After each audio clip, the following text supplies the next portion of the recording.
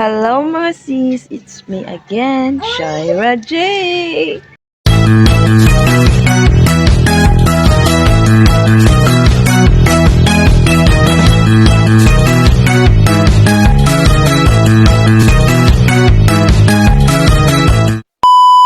So, for today's video guys, subukan ko naman mag-content ng mga about plants. Ayan, so ito yung content ko for today's video.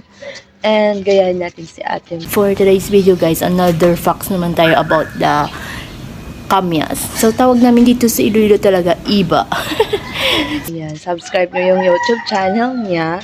Ayan, so itatry ko lang guys kung mag-work yung content ko na to. Ayan, so i-share ko sa inyo ano nga ba ang plant na ito? Ano nga ba yung meaning nito, saan ba siya nanggaling, ganyan like that. So, ito-try natin yung content na ganito. Kakagising ko lang, guys. And, parang, ano tawag nga, ginanyak, parang, basta ganun, guys, parang ginano ako ni Ate Mel na gagawin ng content na to. Just try lang, guys. Ayan. So, kapag mag-work, why not, diba? Ayan. So, ayun lang.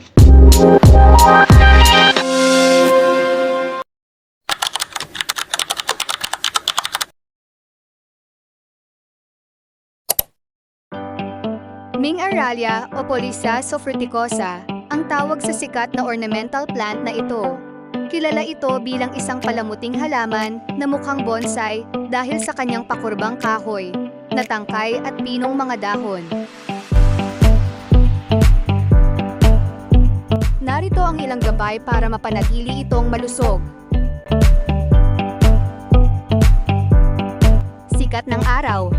Ilagay sa lugar na may maliwanag ngunit hindi direktang sikat ng araw. Ang sobrang init ay maaaring makasunog sa kanyang mga dahon. Pagdidilig. Liligan lamang kapag ang ibabaw na bahagi ng lupa ay tuyo na. Iwasan ang sobrang pagbuhos ng tubig upang hindi mabulok ang mga ugat.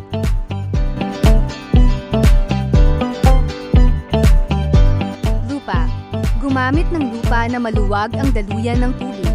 Maaaring i-check ang mga available na potting mix sa The Spruce para sa tamang timpla. Temperatura.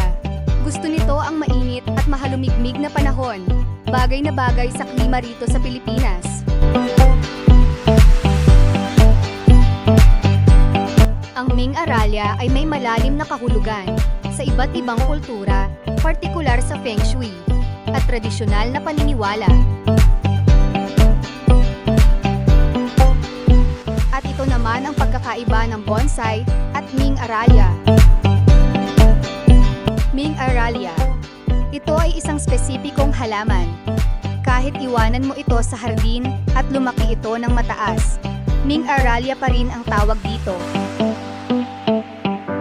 Bonsai.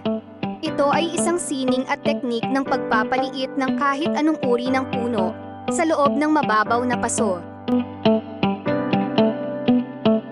Sa madaling salita, ang Ming Aralia ay isang perpektong halaman para sa mga gustong magkaroon ng indoor bonsai effect nang hindi dadaan sa napakahirap na proseso ng tradisyonal na pagbonsai. Oh my God, now I know. Ganun pala yung plants na to guys. Grabe no, kalain nyo yon.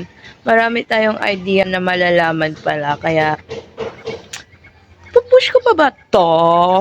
Ayan, so see you on my next vlog. Suggest na lang kayo kung ano pang gagawin natin. Don't forget to like, share, comment, and subscribe. Good morning everyone!